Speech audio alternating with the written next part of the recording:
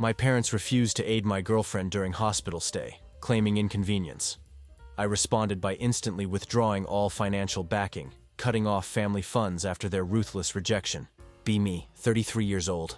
Been debating whether to share this story for weeks. Need to get this off my chest. Maybe some Anons have dealt with similar family drama. This is going to be a long one. Been married to my amazing wife Lisa for 6 years now. We have a 3-year-old daughter named Katie. Just welcomed our son a few months back. That's when everything exploded. But let me explain the years of bullshit that led to this point. My family has never liked my wife. Not even trying to hide it from day one. They've given her the cold shoulder. Why? Because she doesn't go to their church. My parents are super religious. Like the kind that go to church 3 times a week. Judge everyone who doesn't follow their beliefs. Mom would always make these passive-aggressive comments. Like, "We're praying for you both to find your way back to the Lord." Or she'd ask Lisa when she was planning to get right with God. Lisa would just smile and change the subject. Because she's classier than I am. My parents are both retired now. Dad worked at this aerospace company for like 40 years. Mom was a receptionist at some law firm. They get Social Security, but it's not enough for the way they live. Guess who's been footing the bill? Yep, yours truly. For the past 5 years, I've been paying their mortgage. $1,400 a month. Utilities another $300 to $400. Cell phone bill. Even sending them grocery money most months. All told probably around $2,200 per month out of my pocket. Working as a mechanical engineer isn't easy, but Lisa never complained. Even though that money could have gone to our own savings. Or a better house in a nicer school district. Now about my sister Amanda. She's always been the golden child growing up. Got everything handed to her while I worked for scraps of attention. When we were kids, she'd get brand new clothes for school. I got handed down stuff from our cousin Tom. For her 16th birthday, she got a brand new Toyota. When I turned 16, I got a, "You can use mom's car sometimes if you pay for gas." Worked my ass off for 3 years at a local diner. Saved up for a crappy used Nissan. Thing broke down every other month. These days, Amanda is married to this investment banker named Richard. Dude comes from old money. They live in one of those fancy neighborhoods in Columbus, where all the houses look the same. Everyone has a 3-car garage. They actually put cars in. She doesn't work. Just posts on social media about being a boy mom. Has 3 sons and shares inspirational quotes. Pictures of her perfect house everywhere. She's one of those people who hashtags #blessed on everything. Makes me want to throw my phone across the room. Here's the thing though. Despite the fact that Amanda and Richard probably make triple what Lisa and I do, we both work full-time modest jobs. My parents still expect me to support them financially. Their excuse was always, "Your sister has her hands full with the boys." Or, "They have their own expenses with that big house." Meanwhile, Amanda goes on vacation like 4 times a year. Trips to Aspen, Bahamas, Europe, you name it. I'm over here counting pennies, making sure I can cover my own mortgage and my parents'. Lisa and I have always lived pretty modestly. We have a small 3-bedroom house in an okay neighborhood. Drive used cars we bought with cash. No fancy vacations, maybe a weekend at Lake Erie once a year. Most of our extra money went to my parents, or into savings for our kids' college funds. Lisa never once complained about this arrangement, even though she had every right to. She'd just say, "They're your family, I understand. Saint, I tell you." Tried talking to Amanda about helping out with our parents. She always had excuses. The boys' private school tuition is so expensive, or we're saving for a pool, or whatever BS reason she could come up with. Every time I brought it up with my parents, they'd defend her. "Your sister has different responsibilities." It was always assumed that I would handle it. Because, well, I'm not even sure why. Maybe because I was dumb enough to say yes the first time. The real problem wasn't even the money. If I'm being honest, it was the complete lack of appreciation or recognition. I'd bring over their mortgage payment instead of a thank you. I'd get comments about how Katie wasn't dressed warmly enough, or how Lisa should really try to make it to church someday. Meanwhile, Amanda would show up empty-handed. They'd trip over themselves fawning over her and the boys. Every holiday was the same story. We'd show up and my mom would barely acknowledge Lisa, rush through hugs with Katie, then spend the whole time playing with Amanda's kids, talking about how amazing Amanda was for handling 3 boys. Lisa would offer to help in the kitchen, get assigned the most basic tasks, like setting the table or getting drinks, while Amanda sat on the couch scrolling through her phone. Everyone acted like she was Mother Teresa for just showing up. I put up with it because I don't know. I guess I thought that's what family meant? Taking care of each other even when it's not fair or balanced. Plus there was always this unspoken thing. If I stopped helping, I'd be the bad guy. The ungrateful son who abandoned his parents. The failure who couldn't provide. Amanda reinforced this every chance she got, making little comments about how generous I was, with this tone that suggested I was trying to show off. By helping our parents, writing this now pisses me off. How I should have put my foot down years ago. Set boundaries, demanded some balance, but I didn't. Things just kept going the way they always had, until Lisa got pregnant with our son. Everything finally came to a head. During her pregnancy, the cracks in my family dynamic became impossible to ignore. My parents barely acknowledged the news, treating it like a footnote, compared to whatever Amanda had going on. Speaking of Amanda, she was too busy posting inspirational mom quotes, planning another vacation to the Caribbean, to even pretend to care. Meanwhile, Lisa was exhausted, juggling work and doctor's appointments, taking care of Katie, while I scrambled to keep up with everything, including still covering my parents' bills. Every time I hinted at needing some support, Mom would brush it off with, "God will provide." Amanda would chime in with, "You signed up for this." It was becoming clearer by the day. When my parents or Amanda needed something, I was expected to drop everything. But when we needed help, we were on our own. I guess I shouldn't have been surprised when that became painfully obvious the night Lisa went into labor. So last month, Lisa went into labor with our second kid. It's like 1:30 a.m., 3 weeks earlier than we expected. Both of us are freaking the hell out. Not just because of the early labor, but because we suddenly had a 3-year-old to deal with. While rushing to the hospital, our usual babysitter is this college student who lives nearby. No way I'm calling her at 1:30 a.m. We're panicking, trying to figure out what to do. Lisa is having contractions every few minutes. I'm running around the house like a headless chicken, trying to grab the hospital bag, find my keys, figure out what to do with Katie. I called my mom. This is literally the first time I've ever asked her to help with our kid. Not like I'm asking her to watch Katie for a week-long vacation. Just a few hours in an emergency. While Lisa is in labor. "Mom, I need your help," I said, trying to keep my voice steady. "Lisa's in labor. It's happening now. I need someone to watch Katie while I take her to the hospital." There was a pause. Then Mom's voice came through weak and strained.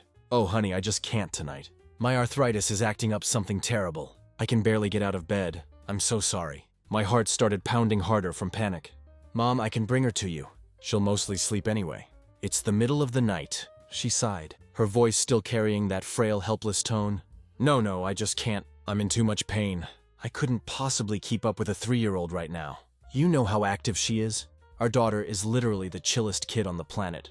She'll sit in color for hours. Not like she's doing parkour around the house." I felt something crack inside me. Frustration, disbelief, hurt, all tangled up into this tight knot in my chest.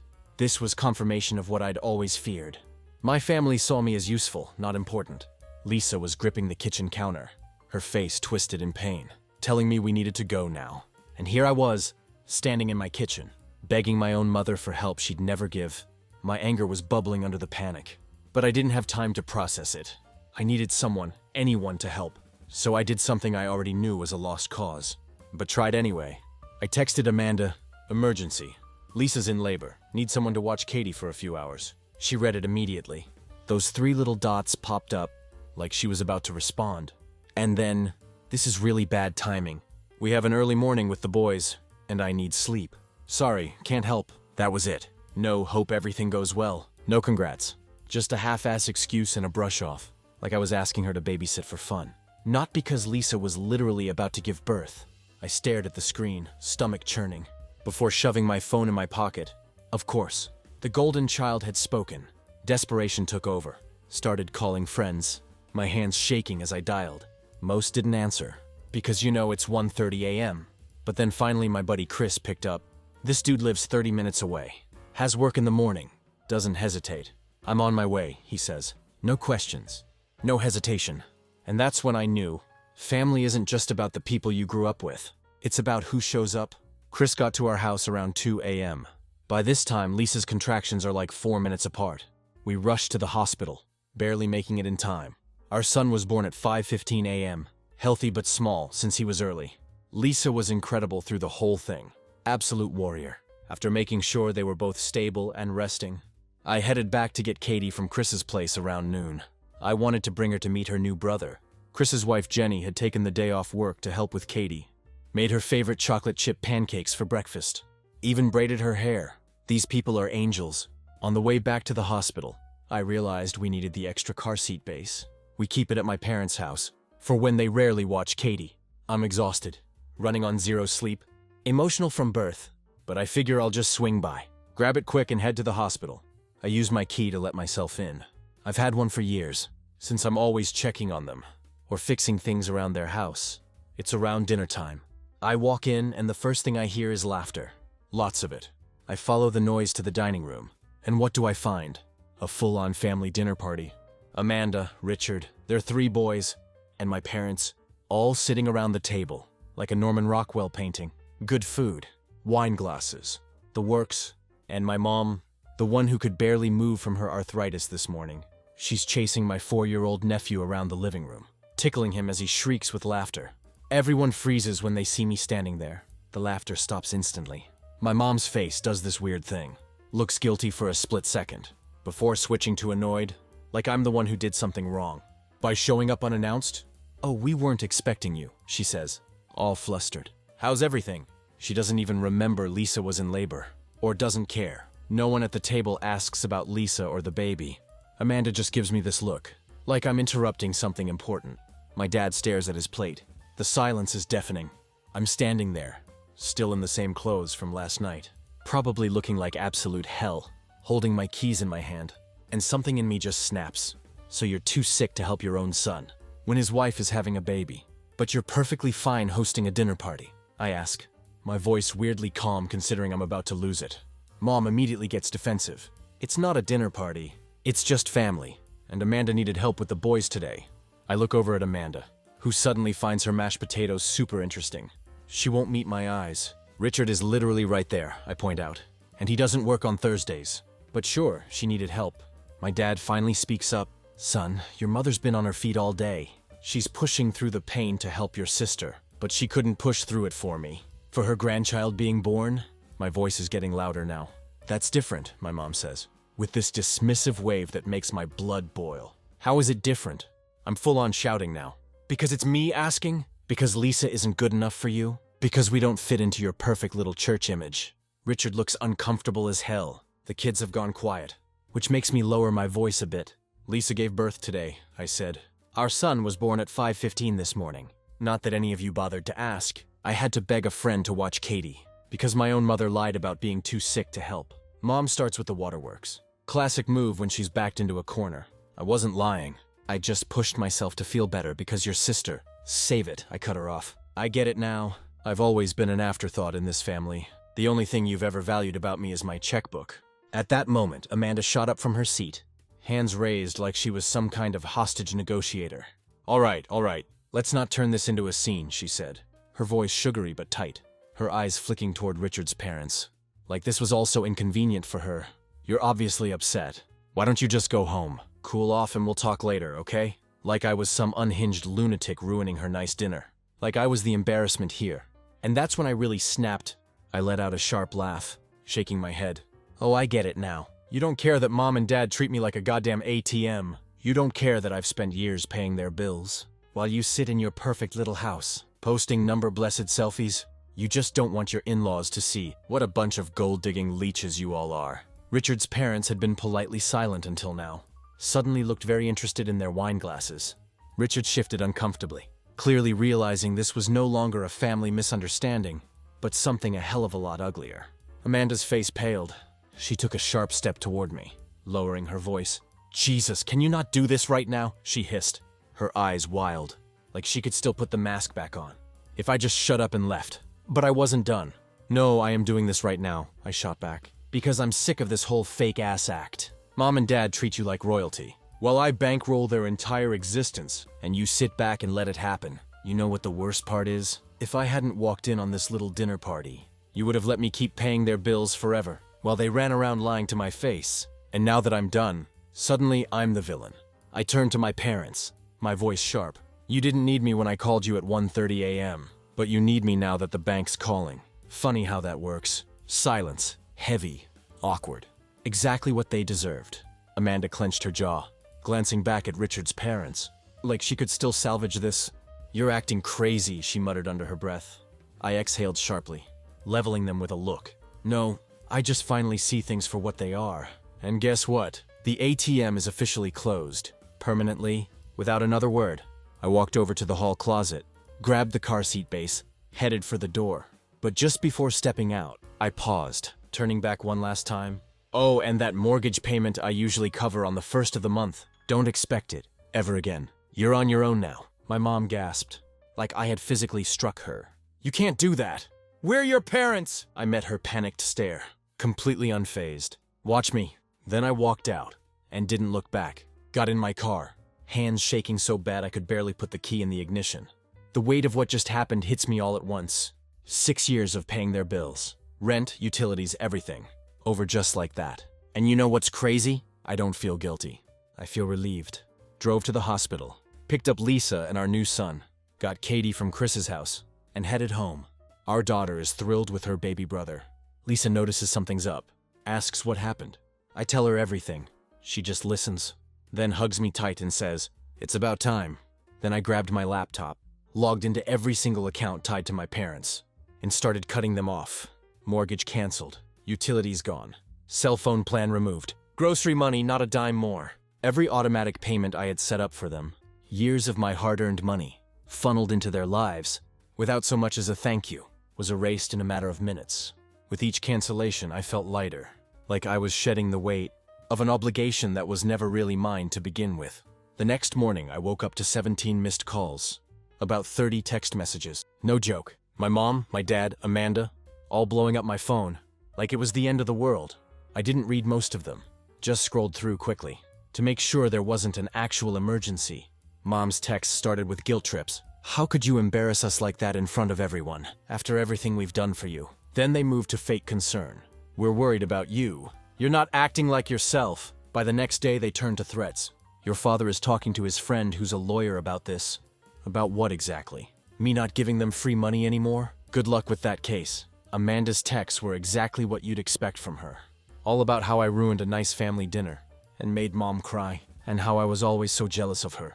Not a single mention of my newborn son, or Lisa, who, just gave birth. I blocked all their numbers without responding. Felt good, not going to lie. Then the real circus began. My phone started ringing with numbers I didn't recognize. I answered one. It was my Aunt Patricia, Mom's sister, telling me how concerned everyone was, and how I needed to make things right with my parents. Before it's too late, I hung up and blocked her too. Then came the people from their church, people I barely know, calling to tell me how disappointed they were in my behavior, how honor thy father and mother is a commandment, and all that. Block. The best one was this old lady from their church, Mrs. Thompson, who I've met maybe twice, calling to tell me that my mother was beside herself, with worry and not sleeping because of me. I actually laughed and said, well, now she knows how it feels to be up all night with a newborn, and hung up. Lisa was amazing through all of this. She's on maternity leave, recovering from giving birth, taking care of our newborn, and still managing to keep Katie entertained. All while I'm dealing with this family drama storm and trying to get back to work. I only took a week off because we need the money, especially now that I'm not bankrolling my parents anymore. About a week after everything went down, Amanda showed up at our house. Luckily, I was at work, but Lisa was home with the kids. Lisa said Amanda rang the doorbell about 20 times, then started calling through the mail slot. Like some kind of psycho. Lisa didn't answer. She just texted me to let me know what was happening. Our neighbor, Mrs. Chen, came over, asked Amanda if she needed to call the police. According to Mrs. Chen, Amanda turned white as a sheet and took off.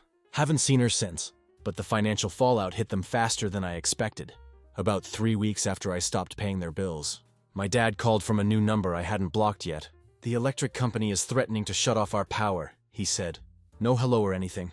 And the mortgage company called about being late. That sounds like a problem you need to solve, I replied. Son, we're your parents. You can't just leave us high and dry like this. What are we supposed to do? Well, Dad, you could get a part-time job. Mom could babysit for money instead of for free just for Amanda. You could sell that boat you never use. You could downsize to a smaller place. You have options. At our age, who's going to hire us? Walmart hires greeters. Home Depot has plenty of retired folks working there. Or you could ask your golden child for help for once. There was a long pause. Your sister has her own expenses. So do I, Dad. Like a new baby, for instance. You can try asking Richard. Since y'all been having dinner and playing family, this isn't like you, son. Your mother thinks you're having some kind of breakdown. I had to laugh at that. The breakdown was letting you guys take advantage of me for years. Tell Mom I said hi. Then I hung up and blocked that number too. The most pathetic attempt came about a month after the initial blow-up. My dad sent me an email since he couldn't call. Subject line, health emergency. My heart actually dropped for a second. Despite everything, they're still my parents. I opened it to find a long explanation about how Mom's blood pressure was dangerously high because of the stress I was causing, and how the doctor said she might have a stroke. If things continue this way, the email ended with, "We just thought you should know what you're doing to your mother's health." I'm not a doctor, but I'm pretty sure high blood pressure doesn't work that way. And even if it did, it's not my responsibility to maintain my mom's health by giving them thousands of dollars a month. I didn't respond to the email, but I did forward it to Amanda with a short message. "Your turn." She never replied. Meanwhile, my actual family, Lisa and the kids, were doing great. Our son started sleeping for 3 to 4 hour stretches, which felt like winning the lottery. After those first few weeks of hourly wake-ups, Lisa's parents came to visit for a week to help out. And it was actually pleasant. They cooked, helped with the kids, and didn't once make passive-aggressive comments or ask for money. Wild concept, I know. About 2 months after the whole thing went down, we were starting to find our groove as a family of 4. We were actually putting money into savings. Instead of sending it to my parents, it felt like we could finally breathe. Then one Saturday morning, I was in the front yard with Katie, teaching her how to ride her new bike without training wheels. She's fearless. When a car I didn't recognize pulled up, at first I thought it was just someone turning around. In our driveway, out stepped my parents, looking like they'd aged 10 years since I last saw them. Katie spotted them before I could react, and yelled for her grandparents, because of course she doesn't understand the situation. My mom immediately put on this sugary sweet smile that didn't reach her eyes, and started walking toward my kid. With her arms open, I moved between them faster than I thought possible. I kept my voice level because Katie was right there, and asked them what they were doing at our house. My mom acted like it was the most obvious thing in the world. They came to see their grandchildren, especially the new baby they hadn't met yet. I told them they weren't invited, and needed to leave. My dad stepped forward, hands in his pockets, looking uncomfortable, pleading with me to let them see the baby. Since my mother had been beside herself, I muttered something sarcastic, then asked Katie to go inside and tell Lisa we had visitors. She looked confused but headed inside. My mom tried to follow her, but I blocked the path. I firmly told her she wasn't coming in and wasn't seeing the baby. She'd lost that privilege when she lied about being too sick to help, then tried to pick up Katie from preschool without permission. My mom tried to play it off as a misunderstanding, but I called her out on lying about a family emergency. Lisa appeared at the door, took one look at them, and shut it. That's when my dad finally admitted the real reason they were here. The bank was threatening foreclosure, and they needed money. I asked if they'd gone to Amanda, and my mom mumbled something about her saving for a pool. Of course, I told them I wasn't their backup plan anymore. They hadn't even asked my son's name. And when my mom guessed wrong, I made it clear his name was Daniel, after Lisa's father, the grandparent who actually cared. My mom cried about losing their house, but I reminded her that was on them, not me. Then in a last-ditch effort, she screamed about having rights to see my kids. I shut that down fast. My dad saw it was over and tried to get her to leave, but she just stared at me, like I was the one who betrayed them. As they got in the car, I overheard her say they should have gone to a lawyer first. Then they drove off, and I just stood there breathing. Lisa asked if I was okay, and for the first time in a long time, I really was. A few weeks after that, I heard through a mutual acquaintance that my parents had gotten desperate enough to approach Richard's parents for money. Apparently they showed up unannounced at some fancy dinner party Amanda and Richard were hosting with his parents. My mom put on her best poor suffering grandmother act, talking about how they were about to lose their house because their ungrateful son, that's me, had cruelly abandoned them. What they didn't count on was Richard actually speaking up. Turns out he remembered that night when I caught them all having dinner. While Lisa was in labor, he called them out in front of his parents, saying he'd witnessed firsthand how they'd lied about being too sick to help with Katie, only to be perfectly fine hosting a family dinner hours later. He flat out told them he wasn't comfortable giving money to people who treated their own son that way. My mom tried to spin some story about how it was all a misunderstanding, but Richard's father, who's apparently some no-nonsense businessman, just asked her why they couldn't downsize or get part-time jobs like other retirees. My dad mumbled something about his age, and Richard's mother pointed out that her own father still worked part-time at 75. Amanda, seeing her meal ticket slipping away, jumped in to defend our parents, which led to a huge argument with Richard. Right there in front of everyone. According to my source, it got ugly fast. Richard asked why she never contributed to their care, if they were so important to her. Amanda called me during that time. She didn't even say hello when I picked up. Just launched straight into a screaming tirade. "You ruined everything!" she yelled. So loud I had to hold the phone away from my ear. When I asked what she was talking about, she went ballistic. Said I'd poisoned Richard's parents against our parents on purpose, to get back at her, that I was jealous of her life and wanted to destroy her marriage. According to her, I'd been playing the martyr for years, by insisting on handling our parents' finances, just to make her look bad. And now I deliberately sabotaged her relationship with Richard's family by making her look like some heartless person who wouldn't help her own parents. She actually said, "My marriage is falling apart and it's all your fault," before hanging up on me. I just sat there staring at my phone, thinking how insane it was that even now she couldn't see her own part in any of this. The night ended with Amanda and Richard leaving separately, and my parents being awkwardly driven home by one of the dinner guests. The next day, Amanda apparently called my parents and blamed them for embarrassing her. In front of Richard's parents, my mom fired back that Amanda was ungrateful. After all they'd done for her, the golden child shine was definitely wearing off. Within a week, the gossip mill had it that Amanda and Richard were in marriage counseling. My parents had to sell their house and move into a tiny apartment. My dad got a job as a greeter at a big box store. Amanda refused to let them move in, despite having 4 empty bedrooms. In that massive house, the final straw came when my mom suggested Amanda sell some of her designer handbags to help with their bills.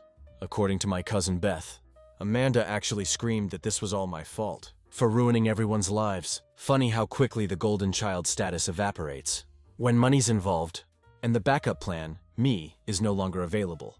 And yeah, it's been 6 months now. Our son Daniel is crawling, getting into everything. Katie started kindergarten and loves it. We moved into a house in a better school district. Nothing fancy, just a decent 4-bedroom with a good yard. The mortgage is actually less than what we were paying for our old place, plus my parents' bills, which is pretty damn ironic. Last week, we took the kids to the park. As I pushed Katie on the swing, Lisa sitting nearby with Daniel, I realized something. I'm happy, genuinely happy, without the constant drain of my toxic family's demands and expectations. I can focus on what really matters. My wife, my kids, our future together. Sometimes standing up for yourself means walking away from people who've known you your whole life. And sometimes that's exactly what you need to do. To start really living, Katie squealed with delight. As the swing went higher, Daniel gurgled happily in Lisa's arms. This right here is what family should feel like. Not obligation or guilt or constant demands, just love,